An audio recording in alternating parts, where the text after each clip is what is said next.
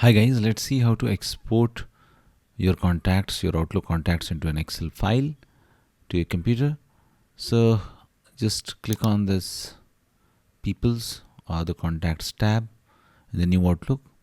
Click on View Contacts. Now when you see these contacts, here there are only two contacts. And now click on Export. And now click on Export.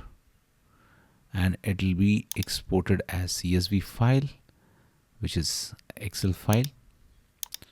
Similarly, if you are in Classic Outlook, click on this People tab. Now click on File. Now click on Open and Export. Now click on Import Export. And now here, just select Export to a file. Click on Next. Make sure comma separated value is selected. Click on Next. And now from here, just click on Next.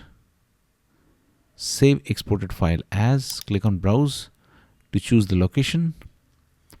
Okay, let's say I want to export here. Click on OK and click on Next and click on Finish and it will export. Thanks for watching. Please don't forget to like and subscribe.